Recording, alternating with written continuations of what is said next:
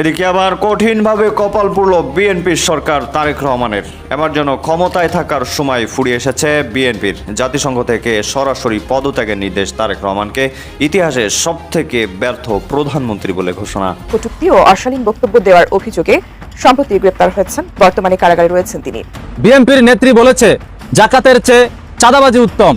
আমি বলবো বিএনপির ওই নেত্রীর চেয়ে বেশ্যা উত্তম।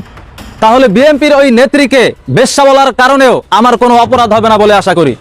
বিএনপির ওই নেত্রী সে কাফের। বিএনপির ভিতরে আরেক নারী ফজু পাগলা পাওয়া গিয়েছে, নীলুফা চৌধুরী মনি।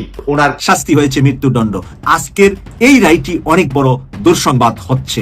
আর তিনি আজকে বললেন জাকাত ইসলামে দেওয়া এবং নেওয়া দুইজনই অপরাধী।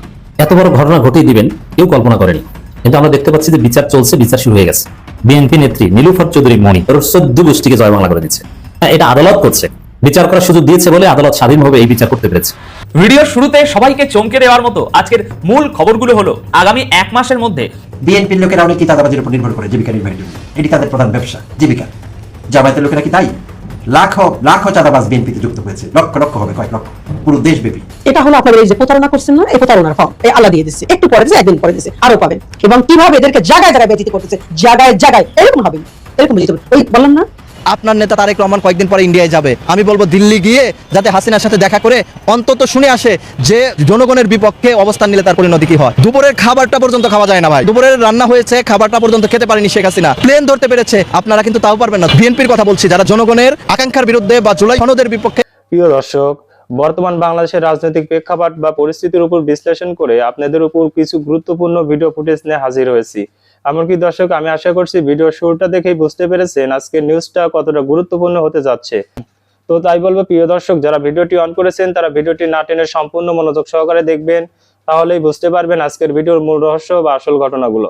প্রিয় দর্শক, চলুন দেখে আসি সেই আজকের কাঙ্ক্ষিত ভিডিওগুলো। তবে তার আগে বলি, যারা এখনই চ্যানেলটি সাবস্ক্রাইব করেননি তারা সাবস্ক্রাইব করে পাশে থাকা বেল আইকনটি বাজিয়ে দিবেন। আর যারা ইতিমধ্যে চ্যানেলটি সাবস্ক্রাইব করে রেখেছেন তাদেরকে অসংখ্য ধন্যবাদ। তো চলুন দর্শক, আমরা একটা লাইক দিয়ে ধারাবাহিকভাবে ভিডিওর সকল বিস্তারিত আলোচনা দেখে আসি। বিএনপির নেত্রী বলেছে জাকাতের চেয়ে চাঁদাবাজি উত্তম। আমি বলবো বিএনপির ওই নেত্রীর চেয়ে বেশ্যা উত্তম। বিএনপির নেত্রী জাকাতকে নিয়ে কটূক্তি করার কারণে যদি কোনো অপরাধ না হয়, তাহলে বিএনপির ওই নেত্রীকে বেশ্যা বলার কারণেও আমার কোনো অপরাধ হবে না বলে আশা করি। বিএনপির ওই নেত্রী সে কাফের, কারণ আল্লাহ তাআলার কোনো একটি ফরজ বিধানকে নিয়ে কটূক্তিকারী কাফের হয়ে যাবে। ইসলামের কোনো একটি ফরজ বিধানকে নিয়ে কটূক্তি করবে সে কাফের হয়ে যাবে। তাহলে বিএনপির নেত্রী জাকাতকে নিয়ে কটূক্তি করছে, আর জাকাত কত বড় ফরজ বিধান। আল্লাহ তাআলা কোরআনুল কারিমে নামাজের পাশাপাশি 27 জায়গায় জাকাতের কথা বলেছেন। সেই ইসলামের অন্যতম ফরজ বিধান জাকাতকে নিয়ে যে বিএনপির নেত্রী কটূক্তি করেছে সে কত বড় কাফের আপনারাই বুঝে নেন। যদি কেউ জাকাত দিতে অস্বীকৃতি জানায় তার সাথে যুদ্ধ করা হবে। জাকাত আদায় না করলেই এত কঠিন শাস্তির কথা এসেছে, তাহলে যে বিএনপির নেত্রী জাকাতকে নিয়ে কটূক্তি করেছে তার শাস্তি কেমন হওয়া উচিত আপনারাই বুঝে নেন। জাকাত অস্বীকারীর বিষয়ে ইমাম নববী রাহমাতুল্লাহ আলাইহি কঠিন ফতোয়া দিয়েছেন আজ থেকে 800 বছর আগে। ফাইন কানা জাহিদান লিউজুবিহা ফাকাদ কাফার ওয়া কুতিলা বিকুফরিহি কামা ইউক্তালুল মুরতাদ্দা। যদি কেউ জাকাতকে অস্বীকার করে সে কাফের হয়ে যাবে, এবং জাকাত অস্বীকারী ওই কাফেরকে মুরতাদের মতো হত্যা করতে হবে। জাকাত অস্বীকারী কাফেরকে মুরতাদের মতো হত্যা করতে হবে। জাকাত অস্বীকার করলেই এই শাস্তি। তাহলে যে জাকাতকে নিয়ে কটূক্তি করছে তার শাস্তি কত কঠিন হওয়া উচিত আপনারাই বুঝে নেন।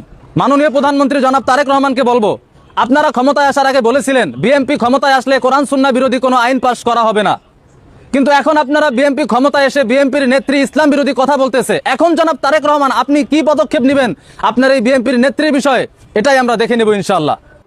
বিএনপির ভিতরে আরেক নারী ফজু পাগলা পাওয়া গিয়েছে, নীলুফা চৌধুরী মনি, যিনি নাকি কয়েকদিন আগে নারী সংরক্ষিত আসনের এমপি হয়েছেন। ওনার সৌভাগ্য হয়ে গেল এমপি হওয়ার আবার। আর তিনি আজকে বললেন জাকাত ইসলামে দেওয়া এবং নেওয়া দুইজনই অপরাধী, তাদের ভিতরে কেউ উত্তম নয়, দুইজনই অদম। এর চাইতে চাঁদাবাজি করা ভালো। চাঁদাবাজিকে জায়েজ করতে গিয়ে ইসলামের এত বড় একটা গুরুত্বপূর্ণ বিষয়ে একজন বিএনপির নারী এমপির এমন মন্তব্য, বাংলাদেশের মানুষরা কি আসলে কিসের মধ্যে আছে, কারা তাদের নেতা? মানে যেখানে ইসলামের 5টি স্তম্ভের ভিতরে একটি গুরুত্বপূর্ণ স্তম্ভ, যেই জাকাতের ভিতরে দারিদ্র সীমা থেকে মানুষকে উপরে উঠানোর একটা বিরাট সিঁড়ি, আর সেটার উপরে উনি বলছেন দেওয়াটাও ঠিক না, নেওয়াটাও ঠিক না। জুলাইয়ের জন আকাঙ্ক্ষার কথা যদি বলেন, এটা একদমই বাস্তবায়ন হয়নি। আমরা যে বৈষম্য বিরোধী একটা সমাজ গড়ার জন্য যেভাবে রাস্তায় নেমেছিলাম, সেই বৈষম্য বিরোধী সমাজ আমরা গঠন করতে পারিনি, এবং আমরা যে আকাঙ্ক্ষা নিয়ে রাজপথে নেমেছিলাম সেই আকাঙ্ক্ষার কোনোটাই বাস্তবায়ন হয়নি। জুলাই সনদ একটা করা হলো, সেই জুলাই সনদের সাথে বড় বড় রাজনৈতিক দল তারা বেইমানি করেছে। আমি দেখেছি এই বিএনপি গণভোট নিল জুলাই সনদের পক্ষে, তখন ওনারা কোনো কথা বলেনি। এখন তারা জুলাই সনদের বিপক্ষে অবস্থান নিয়ে তারা বলছে তখন নির্বাচন হতো না বলেই আমরা এটার পক্ষে কথা বলেছিলাম। এখন আমার কথা হচ্ছে 70% মানুষের বিপক্ষে এই যে অবস্থান নিলেন, এর পরিণতি কি ভালো হয়? এর পরিণতি কি হয়? আপনার নেতা তারেক রহমান কয়েকদিন পরে ইন্ডিয়ায় যাবে। আমি বলবো দিল্লি গিয়ে যাতে হাসিনার সাথে দেখা করে অন্তত শুনে আসে যে জনগণের বিপক্ষে অবস্থান নিলে তার পরিণতি কি হয়। দুপুরের খাবারটা পর্যন্ত খাওয়া যায় না ভাই, দুপুরের রান্না হয়েছে, খাবারটা পর্যন্ত খেতে পারেনি শেখ হাসিনা। প্লেন ধরতে পেরেছে, আপনারা কিন্তু তাও পারবেন না। বিএনপির কথা বলছি, যারা জনগণের আকাঙ্ক্ষার বিরুদ্ধে বা জুলাই সনদের বিপক্ষে বা গণভোটের বিপক্ষে অবস্থান নিয়েছে, তারা বলেছে যে যেভাবে আপনি জনগণের সাথে প্রতারণা কেন করবেন, এই প্রতারণার ফল কিন্তু ভালো হয় না। অবিশ্বাস্যভাবে বাংলাদেশের রাজনৈতিক সংস্কৃতি বদলে দিচ্ছে জামাত ইসলাম। বাংলাদেশের রাজনীতিতে এক বিরল ইতিহাস সৃষ্টি করতে যাচ্ছে, এক বিরল চমক দেখাতে যাচ্ছে, চমক নিয়ে হাজির হচ্ছে জামাত ইসলামী। বাংলাদেশের রাজনীতি হবে এখন ইউরোপ আমেরিকার মতো, রাজপথের হানাহানি কামড়াকামড়ি এগুলো একটা পর্যায়ে থাকবে না। জামাত ইনিশিয়েট করছে বাংলাদেশের রাজনীতি হবে ইউকের মতো ডিবেট ভিত্তিক, পলিসি ভিত্তিক। সরকারি দল বিরোধী দলের মধ্যে রাজপথে কামড়াকামড়ি থাকবে না। সরকারি দল বিরোধী দলের মধ্যে পলিসি ভিত্তিক জ্ঞানগত থিওরিটিক্যাল ডিবেট থাকবে, বিতর্ক থাকবে, পলিসি ডিবেট। হ্যাঁ, জামাত বাংলাদেশের রাজনীতিকে সেই পর্যায়ে নিয়ে আসে। কথা বলছি শ্যাডো ক্যাবিনেট নিয়ে, ছায়া মন্ত্রিসভা। কিছু অশিক্ষিত গারল মূর্খ যারা ইউকে, ইউনাইটেড কিংডম কিংবা লন্ডন বানান করতেও পারে না, ইউরোপ আমেরিকার বা গণতন্ত্রের যে সর্বোচ্চ লেভেল কিংবা ওয়েস্টমিনিস্টার ডেমোক্রেসির যে সৌন্দর্য, এগুলো কিছু বোঝে না। এরা মূর্খ, এরা এই শ্যাডো ক্যাবিনেট নিয়ে ট্রল করছে, তারা ছায়া মন্ত্রিসভা নিয়ে ট্রল করছে, এবং যারা সম্ভাব্য ছায়া মন্ত্রিসভায় থাকতে পারেন তাদেরকে নারীদের ছায়া পরিয়ে এআই দিয়ে ছবি এডিট করে সোশ্যাল মিডিয়ায় সার্চ। এরা হচ্ছে মূর্খ গারল। অথচ এই ছায়া মন্ত্রিসভা জামাতের, এটা বাংলাদেশের পলিটিক্যাল সিস্টেম কালচারকে পরিবর্তন করে দিবে। সরকার সঠিক কাজ করতে বাধ্য হবে, বিরোধী দল এতে বিরোধী দলের কোটি কোটি টাকা খরচ হবে। এই যে জামাত ছায়া মন্ত্রিসভা করতে যাচ্ছে, এতে কোটি কোটি টাকা খরচ হবে, কারণ অনেক রিসার্চার লাগবে। যেমন সরকার বাজেট দিবে, সেখানে জামাত একটা পাল্টা বাজেট দিবে, পাল্টা বাজেট দিতে অনেক বিশেষজ্ঞ লাগবে। আর সেই বিশেষজ্ঞরা কি খালি খালি, আর জামাত নেতারা তো আর কেউই বিশেষজ্ঞ না। জামাত নেতাদের মধ্যে বিশেষজ্ঞ আমি দেখি শুধুমাত্র শিশির মনিরকে, তার নিজের বিষয়ে বিশেষজ্ঞ, আর কেউ বিশেষজ্ঞ না। অতএব এখানে এক্সপার্ট লাগবে, আর এক্সপার্টদেরকে নিয়োগ দিতে হবে টাকা দিয়ে। এবং এখানে অনেক আমলাতান্ত্রিক দাপ্তরিক কাজ আছে, যে দাপ্তরিক কাজগুলো সম্পাদন করতে আলাদা অফিস লাগবে, কোটি কোটি টাকা লাগবে। সেই জামাত টাকা খরচ করে এই কাজ করবে। এটা একটা উন্নত এলিট একটা ধারণা, আর সেটাকে নিয়ে ট্রল করছে কিছু মূর্খ, যদিও বিএনপি এটাকে স্বাগত জানিয়েছে। তো অনেকেরই প্রশ্ন ছিল যে জামাত তো বলেছিল যে শ্যাডো ক্যাবিনেট আসবে, শিশির মনির বলেছিলেন, কিন্তু কই আসে না তো। এবার কেউ সমালোচনা করেছেন যে শ্যাডো ক্যাবিনেট আসবে, এতে তো হিউজ অ্যামাউন্টের টাকা লাগবে, এত টাকা জামাত খরচ করতে যাচ্ছে না কৃপণদের দল, যার ফলে জামাত পিছু হচ্ছে।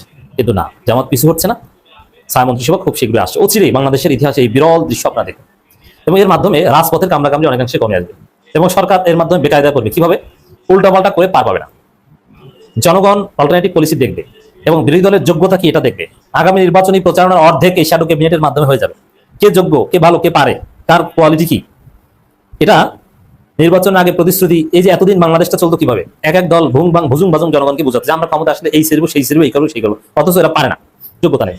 কিন্তু এখন কে কি পারে এটা পলিসির মাধ্যমে দেখানো হবে। এই যে ফুয়েল ক্রাইসিস, এই ফুয়েল ক্রাইসিসে মন্ত্রীরা কি বক্তব্য দিয়েছে, সরকারের অবস্থান কি, এটার বিপরীতে জামাতের শ্যাডো ক্যাবিনেটের জ্বালানি মন্ত্রীর বক্তব্য থাকবে, এবং এই জ্বালানি সংকট নিয়ে সামগ্রিক যে ব্যবস্থাপনা, এটা কিভাবে সমাধান করা যেতে পারতে, এটার বিকল্প অল্টারনেটিভ প্রপোজাল থাকবে, পুরো জাতি দেখবে। এবং বিএনপির কাজও সহজ হবে। যেমন অনেক কাজ বিএনপির মাথায় ধরে না, ব্রেইনে কুলায় না, কারণ বিএনপি তো একটা অযোগ্যদের দল। আওয়ামী লীগ ছিল অনেকটা যোগ্যদের দল, যোগ্য বলেই তারা ফেসিস্ট হতে পেরেছে, মানে তাদের যোগ্যতারা খারাপ কাজে ব্যবহার করেছে, বাট যোগ্যতা ছিল। আওয়ামী লীগে এসটি ইমাম ছিল, আব্দুল মুহিত ছিল, এরকম অনেক দক্ষ যোগ্য লোক ছিল, বিশ্ব ব্যাংকে চাকরি করা অনেক লোক ছিল, আব্দুল মোমেন ছিল জাতিসংঘে চাকরি করা। কিন্তু বিএনপিতে এরকম কেউ নাই। বিএনপির অর্থমন্ত্রী, সে অর্থনীতি বোঝে না, সে বুঝে শেয়ার ব্যবসা, আর কিছু বোঝে না। চাকরি করেছে স্টক এক্সচেঞ্জে, যেখানে অর্থমন্ত্রী হয় বিশ্ব ব্যাংকে চাকরি করা লোক, উচ্চপদস্থ কর্মকর্তা।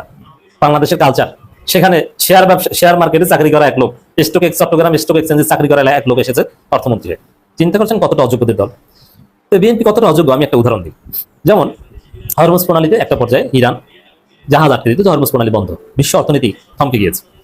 যদিও সর্বশেষ খবর হচ্ছে হরমুজ প্রণালী ইরান খুলে দিয়েছে, যার ফলে এই যুদ্ধ পরিস্থিতি অনেকটা থেমে যাচ্ছে এবং শান্তির বার্তা আমরা লক্ষ্য করছি।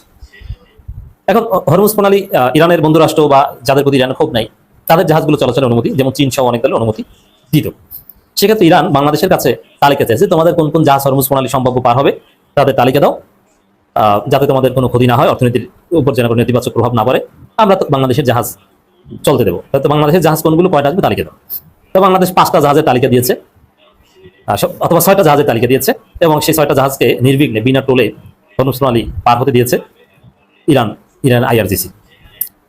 কিন্তু পরে দেখা গেল বিএনপি সরকার যে 6টা জাহাজের বা 5টা জাহাজের তালিকা পাঠিয়েছে তার মধ্যে মাত্র 2টা জাহাজের তেল ছিল, আর বাকি জাহাজ ছিল ফাঁকা। কেন ফাঁকা ছিল? হরমুজ প্রণালী বন্ধ, যার ফলে ওই বাকি জাহাজে যে তেল ভরার কথা ছিল সে অর্ডার ক্যান্সেল হয়ে গেছে, তেল আর রাখে নাই, তার মানে ফাঁকা জাহাজ। তো বিএনপি ফাঁকা জাহাজ আসার অনুমতি চেয়েছে এবং এসেছে। ফাঁকা জাহাজ আসার তো কোনো দরকার ছিল না, বরং তেল ভর্তি মালামাল ভর্তি জাহাজ যদি আমি হরমুজ প্রণালী পার করে আনতে পারি তাহলে আমার অর্থনীতি বেঁচে যাবে। অথবা নতুন ভাবে কোনো অন্য দেশ থেকে কোনো অর্ডার নিয়ে কিছু প্রোডাক্ট আমদানি করতে হয়, সেগুলো এনে ওইটাকে আমরা হরমুজ প্রণালী পার করতে পারলে উপকৃত। কিন্তু বিএনপি এতটা অযোগ্যদের দল, এরা জানেই না যে ওই জাহাজগুলো অলরেডি আনলোড হয়ে গেছে, ওটায় মাল নাই, ওটা এনে লাভ নাই, অর্ডার ক্যান্সেল হয়ে গেছে। কতটা অযোগ্যদের দল। এইসব অনেক অযোগ্যতা আছে যেগুলো জামাত যেহেতু এখানে এক্সপার্টদের মাধ্যমে কাজ করবে, যোগ্যদের দল এবং সাবেক সচিব দেশে বিদেশে অনেকে আছে, তারা এখানে এসে কাজ করবেন।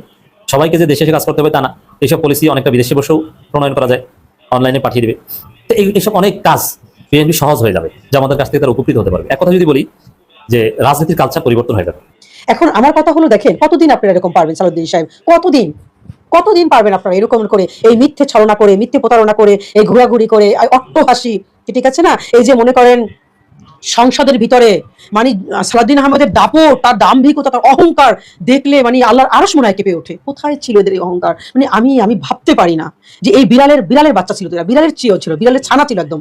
হ্যাঁ, এই ছানা এরা কিভাবে এখন হঠাৎ করে এই সিংহের মতন গর্জন করতেছে? আল্লাহ এদেরকে একটু ভয় ভীতিও দেয় নাই? আল্লাহকে একটু ভয়ও করে না যে একটু কথাগুলো বলার সময় একটু চিন্তা করে কথা বলি? কোনো চিন্তা করেও তারা কথা বলেন। আপনি চিন্তা করতে পারছেন এক একজনের কথার ভাষা ভঙ্গিমা, মানে এরা চিনেও না কোথা থেকে আসলো, মানে কিসের জুলাই, কিসের কি, আমরা করছি আর কি, হইছি আর কি, বুঝছেন? ওদের ভাষা শুনছেন তো আপনারা? সে কিভাবে এই যে পার্থ তেল চোরার ছেলে, আমি বলি না, এটা কিন্তু মানুষে বলে যে আমার বাবা তেল চুরি করছে। হ্যাঁ, দেখেন সে কিভাবে কথাগুলো বলে শুনেন। এই যে ভিপি নূর, এই যে বিকাশ নূর যাকে বলে, যে জীবনে সবকিছু বিসর্জন দিয়ে একটা পদের জন্য দলটাকে বিসর্জন দিয়ে যে শেখ হাসিনাকে মা ডাকছে, আপনারা শুনছেন না? শুনছেন তো? তার মায়ের ঘেরান আসে, তার মায়ের মুখের চেহারা ওখানে প্রতিফলন ফুটে উঠে, শুনছেন না? আপনারা নিজের মুখে শুনছেন না? ভিডিও দেখছেন আপনারা? উনি বলছে যে কখনই বিএনপির কাছে ক্ষমতা দেওয়া যাবে না, কখনো তাদের হাতে ছেড়ে দেওয়া যাবে না, তারা কখনই এটা করতে পারবে না, দেশ রক্ষা করতে পারবে। শুনছেন আপনারা? দেখেন ক্ষমতার জন্য সেকেন্ডের মধ্যে এই যে আন্তরিকটা দেখেন, আন্তরিকটা বলছে না, এর মুখের কথা শুনছেন না? যে নিজে শেখ হাসিনার বাড়িঘর ভাঙছে, দেখছেন তো? নিজে দেখছেন না আপনারা সবাই? বাড়িঘর ভাঙছে, তার এই করেছে, সে করছে, এ ছিল কিন্তু জুলাই এর সময় ছিল, এটা অস্বীকার করা যাবে না। সেই আন্তরিকটা এখন দেখেন সেই রয়্যাল এজেন্ট হয়ে কাজ করতেছে, এখন সে তাই শেখ হাসিনার হয়ে কাজ করতেছে। দেখেন কি বলবেন এদেরকে? এত মানে রাজনীতিটা এত নিচু, এত লোভনীয়, মানে কি বলবো এখানে আমি? বলার কোন আপুরা ভাইয়েরা ভাষা নেই। এত নির্লজ্জ একটা স্থান এটা, যাতে মনে করেন এই হাতে গোনা কিছু যারা ভালো আছে তাদের সুনামটাও মনে করেন ধ্বংস হয়ে যাচ্ছে এই এখান থেকে। দেখেন না কথা শুনছেন, নিপুণ রায়ের কথা শুনছেন, 522 বড়ি না 12 বড়ি স্বর্ণই আছে তার। কি এমন জমিদারের মেয়ে, জমিদারের বউ, উনি বলে আমি কপাল গুনি, আমি ঘরের জন্ম নিচে ঘরের বউ হয়েছি। এত বড় কোটি, 20 কোটি 10 কোটি টাকা আছে তার, এবং তার 512 বড়ি স্বর্ণ, এটা নাকি উনি উপহার পাইছে। শুনছেন আপনার? এটা তো প্রধানমন্ত্রী মেয়েও তো পাইবে এতগুলো উপহার, এটা নাকি উনি পাইছে। এগুলো ওই যে এত বছর ক্ষমতা ছিল, ওই চুরি করা টাকা, এগুলো চুরি করা সবকিছু ওদের চুরির জিনিস সব এগুলো। কথা বুঝছেন? ওদের চুরির জিনিস, ওদের এই লোভ আর সামলাতে পারে না। দেখেন না এই লোভের কারণে, এই ক্ষমতা পাওয়ার জন্য ক্ষমতা লুবি।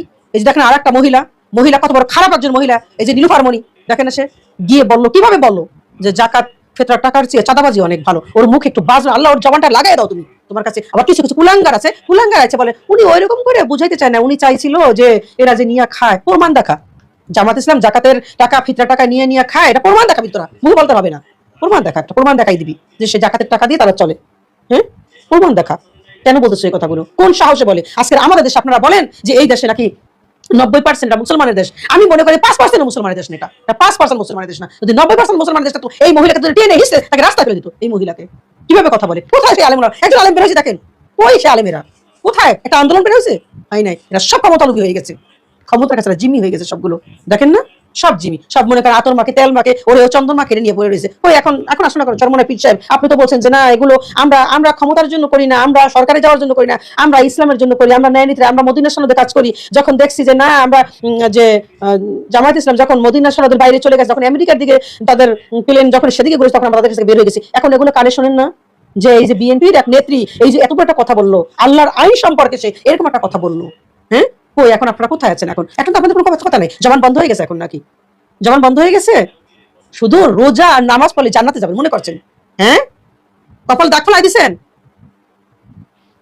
কায়েম তো করতে হবে, খালি নিজে পড়লেই তো হবে না, প্রতিষ্ঠিত তো করতে হবে আপনাকে রোজা নামাজ। নাকি আপনি খালি নিজে নিজে 1 লাখ রোজা নামাজ করলেন, আর কে কি পাশে কি করলো না করলো, দেশটা গোল্লা গেল, আপনি কিছু বলবেন না, আপনি একদম আপনি মাওলানা হয়ে গেলেন, হুজুর হয়ে গেলেন আপনি, বা সবকিছু আপনি একদম আল্লাহর জান্নাত আপনি কিনে ফেলাইলেন, সেরকম হয়ে গেল নাকি? ওই প্রতিবাদ আপনাদের কয়জন প্রতিবাদ করছেন বলেন? প্রতিবাদ করে কারা? যারা নরমাল যারা আছে, জীবনের ঝুঁকি নিয়ে প্রতিবাদ করে, হ্যাঁ তারা প্রতিবাদ করে। আপনি তো প্রতিবাদ করতে চান না, করেন না, করবেনও না, আপনার তো ক্ষমতা লোভী, আপনার তো ক্ষমতা লোভী। এখানে তা আল্লাহর বিচার শুরু হয়ে গেছে, আল্লাহর খেলা শুরু হয়ে গেছে। এই জন্য সবার আগে শুনেন, আপনার কোটি কোটি টাকা থাকতে পারে, সম্মান জিনিস সবচেয়ে বড় জিনিস। সম্মান আল্লাহ যাকে দেয় তাকে দেয়, যার কাছ থেকে কেড়ে নেয় কেড়ে নিয়ে যায়। আপনার সম্মান পেতে হবে, কথা বুঝছেন? ভাইরাল তো আপনি অনেকভাবে হইতে পারবেন, হ্যাঁ, আর পপুলারিটিও আপনি হইতে পারবেন। ভাইরাল এক জিনিস আর পপুলারিটি অর্জন করা এক জিনিস। এখন তো ভাইরাল হওয়ার জন্য বেদিশ হয়ে গেছে মানুষ। এতো ভাইরাল হওয়ার জন্য বলে যে সংসদে এই ইস্যু বলে টকশুতে এরকম একটা কথা বলতে পারে যে জাকাত ফিতরের টাকার চেয়ে চাঁদাবাজি অনেক ভালো, হ্যাঁ, আবার বলে যে পুরোটা শুনে একজনে জ্ঞানী, খুব জ্ঞানী একজন এসে আবার সেটা বিশ্লেষণ করতেছেন, সেটা বুঝাই দিতেছেন, ব্যাখ্যা করে বুঝাইতেছেন। না উনি এইবার বলছেন ন্যায় তো জামাতের যত টাকা নিয়ে খায়, এরকম প্রমাণ দেখান। প্রমাণ ছাড়া কথা বলেন কেন? আমি তো প্রমাণ ছাড়া কথা বলবো না, শুনবো না এগুলো। কেন কথা বলেন এগুলো? পাইছেন কি এগুলো? হ্যাঁ, তাহলে আল্লাহর বিচার শুরু হয়ে গেছে। দোয়া করেন শুধু, আল্লাহ এরকম বেইজ্জতি করে ছাড়বে, বেইজ্জতি করবে, রাস্তাঘাটে বেইজ্জতি করবে। দেখেন না, ভালো মানতে খেলা দেখতে গেছে, শুধু ক্যামেরাটা ঘোরাইছে, সাথে সাথে শুরু হয়ে গেছে বুয়া বুয়া বুয়া। সে লজ্জা লজ্জা লজ্জা লজ্জা, এটা একটা লজ্জা। আমি মনে করি একজন মন্ত্রীর কাছে লজ্জা। এটা কখনোই করতো না যদি আপনি সংসদ অধিবেশনের ভিতরে আপনি ওই কথাটা না বলতেন যে আমরা জেনে শুনে এটা করছি, ইলেকশন না হইবে না, আমরা ইচ্ছাকৃতভাবে এটা করছি, আমরা জানি, তারপর আমরা এটা সই করছি, কিন্তু এখন আমরা করবো না, এখন আমরা করবে না এটা। আপনারা আবার বলেন ডেপুটি স্পিকার আমরা সাজি না, এখন জামাতটা পায় বিজ্ঞানী বের করে জামাত আপনাদের কাছ থেকে, ওইটা নিলেই তো বলবেন দেখছেন কত লোভী জামাত কত লোভী, মাঝখান থেকে ডেপুটি স্পিকারের পদটা নিয়ে নিল। এটা বলতেন না? 1000% বলতেন আপনারা, 1000% বলতেন। সত্য কিনা মিথ্যা আপুর আপনারা কমেন্টস আমাকে জানাবেন। 1000% তারা এটা বলতো যদি জামাত এই পদটা নিয়ে নিত। কেন তারা মাঝখান থেকে? তারা প্রাপ্য। যদি আপনি জুলাই সনদ মেনে নেন তারা প্রাপ্য, তারা হবে এখানে। এটা আপনার দিতে কে এখানে হয়?